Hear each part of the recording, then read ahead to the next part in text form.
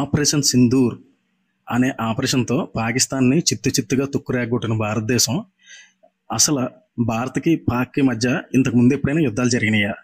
అయితే యుద్ధాలు జరుగుంటే ఎన్ని జరిగినాయి, ఎప్పుడెప్పుడు జరిగినాయి, అసలు భారత్ పాకిస్తాన్పై ఎన్నిసార్లు గెలిచింది, అసలు భారత్పై పాకిస్తాన్ ఒకసారైనా గెలిచిందా? ఈ విధంగా ఇరు దేశాల మధ్య హిస్టరీ చూసుకుంటే రెండు దేశాలు భారత పాకిస్తాన్ అనేది అఖండ భారతదేశం కింద ఉన్న ఈ రెండు దేశాలు కూడా 1947లో స్వతంత్రం అనంతరం ముస్లిం దేశం కింద భారత్ నుంచి వేరుపడి ఒక పాకిస్తాన్ అనే దేశం కింద ఏర్పాటైంది 1947లో. అంటే మనకి ఆగస్టు 15 స్వతంత్రం వస్తే పాకిస్తాన్ అంటే ఒక రోజు ముందుగా అంటే 14వ తేదీన స్వతంత్రాన్ని ప్రకటించుకుందనమాట. అప్పుడు బ్రిటిష్ వాడు భారత ప్రభుత్వ చట్టం 1947 చట్టాన్ని అనుసరించి రెండు దేశాలుగా విభజించాడనమాట. అయితే భారత్ అనేది ఆ రోజు నుంచి నేటి వరకు కూడా అభివృద్ధి మీద ఫోకస్ చేసిందనమాట. మన దేశం చూసుకుంటే ప్రజాస్వామ్య దేశం, అంటే ప్రజలు ఎన్నుకున్న ప్రభుత్వాలు మనుగడ సాధిస్తూ ఉంటాయి అనమాట. అదే పాకిస్తాన్ పరంగా చూసుకునేటప్పుడు అది మిలిటరీ అండర్లో ఉంటుంది అనమాట. అంటే అక్కడ ప్రజలు ఎన్నుకున్నా సరే మిలిటరీ పవర్లోనే, అంటే మిలిటరీ కనుసన్నల్లోనే ఉంటాయి అనమాట అక్కడ ఉన్న ప్రభుత్వాలు కూడా. అంటే మనలాగా ఒక ఫ్రీడమ్ ఆఫ్ స్పీచ్ అవనివ్వండి, లేదా ఫ్రీడమ్గా ఉండడం అవనండి, ఫ్రీ అండ్ ఫెయిర్ ఎలక్షన్స్ కానివ్వండి, అటువంటి పాకిస్తాన్లో ఉండవన్నమాట. అలా ఉండడానికి ప్రయత్నించారని చెప్పేసి క్రికెటర్ ఇమ్రాన్ ఖాన్ని ఆ పార్టీని నిషేధించి సైన్యం అక్కడి నుంచి అతన్ని జైల్లో పెట్టించిందనమాట. ఈ విధంగా చూసుకునేటప్పుడు భారత్కి పాక్కి మధ్య స్వతంత్రం వచ్చిన నాటి నుంచి ఎన్నిసార్లు యుద్ధాలు జరిగాయి అని మనం చూసుకుంటే ఈ ఇద్దరి మధ్య మెయిన్ ఇష్యూ అనేది జమ్మూ కాశ్మీర్ అనమాట. స్వతంత్ర భారతదేశం ఏర్పాటైన టైంలోనే కాశ్మీర్ని అక్కడున్న రాజు, కాశ్మీర్ని పరిపాలించిన రాజు హర్సింగ్ అనమాట, రాజా హర్సింగ్. ఈయన హిందూ రాజు అనమాట. అక్కడ ఉన్న ప్రజలందరూ ముస్లిమ్స్ అనమాట. అయితే అప్పుడు బ్రిటిష్ వాడు 1947 భారత స్వతంత్ర చట్టాన్ని ఏర్పరిచి ఆ చట్ట ప్రకారం అప్పుడున్న, అంటే ఇవన్నీ భారతదేశంలోనే చాలా భూభాగాలు ఉండేవి అనమాట. వీటిని స్థానిక రాజులు పరిపాలిస్తూ ఉండేవారు అనమాట. ఆ చట్ట ప్రకారం చూసుకుంటే అప్పటికి 562 ప్రిన్స్లీ స్టేట్స్, అంటే చిన్న చిన్న రాజ్యాలు ఉండేవి అనమాట. ఆ బ్రిటిష్ చట్టం ఏం చెప్పిందంటే, అయితే మీరు భారత్లో కలవండి లేదా పాకిస్తాన్లో కలిసిపోండి, లేదంటే మీరు ఇండివిజువల్గా ఉండండి అని చెప్పింది అనమాట. దీంతో 562 సంస్థానాల్లో చాలా సంస్థానాలు ఇండివిజువల్గా స్వతంత్రంగా ఉండడానికి ప్రయత్నించాయి అనమాట. అప్పట్లో మనం అనుసరించిన విధానం వల్ల 562 సంస్థానాలు మనలో కలిసిపోయినాయి అనమాట. అయితే పాకిస్తాన్లో కొన్ని కలిసిపోయినాయి అనమాట. అవి కలిసిపోయిన అనంతరం జమ్మూ కాశ్మీర్ అనేది ఈ రాజు ఉన్నాడు కదా, ఇండివిజువల్గా ఉందాం అనుకున్నాడు. అయితే ఇతను ఎప్పుడైతే ఇండివిజువల్గా ఉందామని అనుకున్నాడో దాన్ని అక్కడ లోకల్గా ఉంటున్న వాళ్ళు ఒక విప్లవం తీసుకొచ్చారనమాట. అంటే ఇది జమ్మూ కాశ్మీర్ని భారతదేశంలో కలిపియాలని చెప్పేసి. అయితే అప్పుడు పాకిస్తాన్ ఏం చేసింది, అక్కడ గెరిల్లా దాడులు చేసింది అనమాట. ఇది చేసి కాశ్మీర్ని ఆక్రమించుకోవడానికి ప్రయత్నించింది అనమాట. అప్పటికే చాలా భాగం ఆక్రమించింది అనమాట.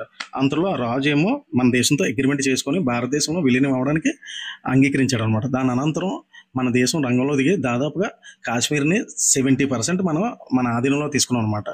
30% అంటే దాదాపుగా 100% ఉంటే అందులో 30% పాకిస్తాన్ అండర్లో ఉండిపోయింది అనమాట. ఆ ఉండిపోయిన 30% భూభాగాన్ని మనం పాక్ ఆక్రమిత కాశ్మీర్ అంటాం అనమాట. ఇప్పుడు ఓవరాల్గా చూసుకునేటప్పుడు జమ్మూ కాశ్మీర్లోనే అసెంబ్లీ సీట్లు అనమాట.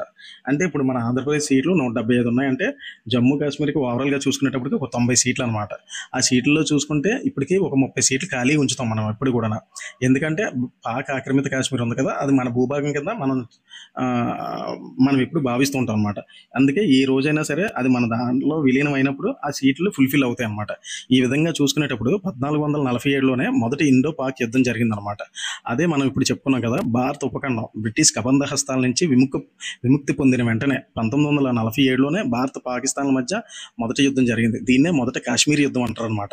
జమ్మూ కాశ్మీర్ కోసం జరిగిన యుద్ధం కాబట్టి దీన్ని కాశ్మీర్ యుద్ధం అంటారు అనమాట. ఇది ఇప్పుడు మనం చెప్పుకున్నాం కదా రాజా హర్సింగ్ ఇష్యూ గురించి. దీని అనంతరం మనకి 1965లోని రెండో యుద్ధం జరిగిందనమాట. ఎవరికి? పాకిస్తాన్కి, మనకి. భారత పాకిస్తాన్ల మధ్య అప్పుడు ఆగస్టు 5వ తేదీన స్థానిక తిరుగుబాటుదారులు వేషంలోనే వేల మంది పాకిస్తాన్ సైనికులు ఉన్నారు కదా, వీళ్ళు జమ్మూ కాశ్మీర్లో నియంత్రణ రేఖ వెంబడి, అంటే ఎల్ఓసి లైన్ ఆఫ్ కంట్రోల్ వెంబడి భారత భూభాగంలో చొరబడ్డారు అనమాట. అప్పుడే ఒక ఆపరేషన్ జిబ్రాల్టర్ పేరుతో రహస్య ఆపరేషన్ నిర్వహించేందుకు పాకిస్తాన్ ప్రయత్నించిందనమాట. అయితే ఈ ప్రయత్నించి విఫలమైంది. జమ్మూ కాశ్మీర్ను అస్థిరపరిచి స్థానిక తిరుగుబాటుదారులను రెచ్చగొట్టడం ద్వారా ఈ జమ్మూ కాశ్మీర్ని ఆక్రమిద్దామని ఒక టార్గెట్ పెట్టుకొని దానికి ఒక ఆపరేషన్ పేరు పెట్టిందనమాట. దాన్ని ఆపరేషన్ జిబ్రాల్టర్ అంటారు అనమాట, జిబ్రాల్టర్. అయితే భారతదేశం వెంటనే ప్రతిస్పందించడంతో పాకిస్తాన్ తోకముడిచి పారిపోయిందనమాట అక్కడి నుంచి. ఈ యుద్ధం 1965 సెప్టెంబర్ 23 వరకు కొనసాగింది. ఆ తర్వాత సోవియట్ యూనియన్ అంటే నేటి రష్యా అనమాట, అమెరికా మధ్యవర్తిత్వంతో ఇరు దేశాలు కాల్పుల విరమణకు అంగీకరించాయి అనమాట. అయితే దీని అనంతరం మళ్ళీ మరొక యుద్ధం జరిగిందనమాట. అది ఎప్పుడంటే 1971. దీన్నే బంగ్లాదేశ్ విమోచన యుద్ధం అంటారు అనమాట. బంగ్లాదేశ్ విమోచన యుద్ధం అని ఎందుకంటారంటే స్వాతంత్రం కోసం ఉద్యమించిన తూర్పు పాకిస్తాన్ అంటే నేటి బంగ్లాదేశ్ అనమాట. పశ్చిమ పాకిస్తాన్ అంటే ప్రజెంట్ ఉన్న పాకిస్తాన్ అనమాట. అంటే భారతదేశం మ్యాప్ని చూసుకుంటే తూర్పు సైడ్ బంగ్లాదేశ్, పశ్చిమాన పాకిస్తాన్ ఉంటాయి అన్నమాట. అయితే బెంగాలీ మాట్లాడే ప్రజలు తూర్పు పాకిస్తాన్లో ఉంటారు అనమాట, అంటే బంగ్లాదేశ్లో అనమాట. అయితే పశ్చిమ పాకిస్తాన్ నుంచి వీరు స్వాతంత్రం కావాలని కోరుతూ ఉద్యమం చేశారనమాట. ఈ ఉద్యమానికి ఏం చేసిందంటే భారత మద్దతు ప్రకటించింది. ఉన్నతమైన లక్ష్యం కోసం భారత్ ఎంచుకున్న విధానం బంగ్లాదేశ్కి స్వతంత్రం రావడానికి కారణమైందనమాట.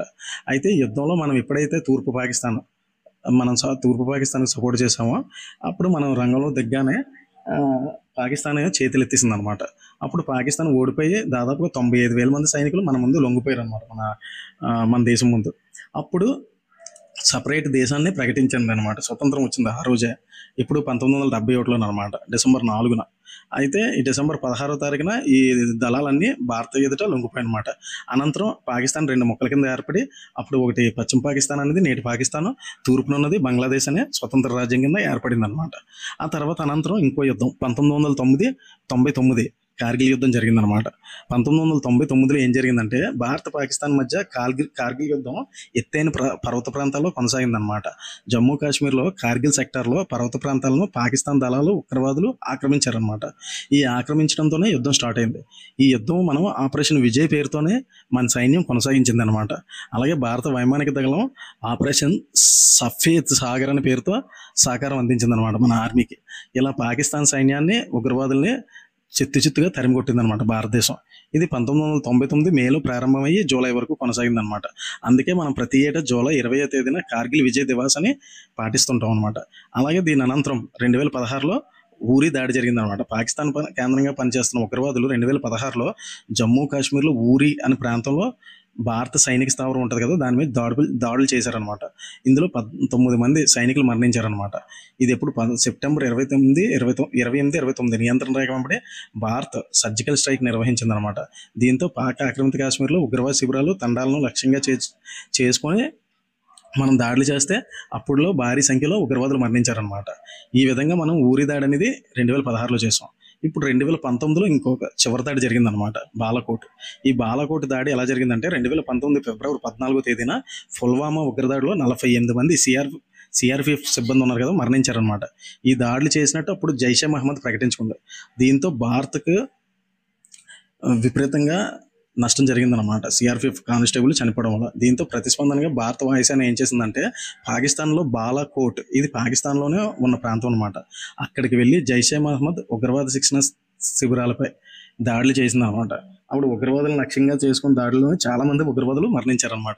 ఇది 2019లో జరిగిన బాలాకోట్ దాడులు. దాని అనంతరం జరిగిందే మొన్న పహల్గామ్ దాడి అనమాట. ఈ దాడి అనంతరం మనం 9 టార్గెట్స్ని టార్గెట్ చేసి కొట్టామన్నమాట. ఇది ఈ రీసెంట్ కాలంలో జరిగిన అతిపెద్ద దాడి అనమాట మనం చేసిందనమాట. ఈ విధంగా భారత్కి పాకిస్తాన్కి మధ్య ఇలాగ వివిధ యుద్ధాలు జరిగినాయి మనకు 1947 నుంచి చూసుకుంటే. ఇది ఫ్రెండ్స్ వీటికి సంబంధించిన హిస్టరీ. నా వీడియో కన్నా నచ్చినట్లయితే మీరు లైక్, షేర్ అండ్ సబ్స్క్రైబ్ చేయండి.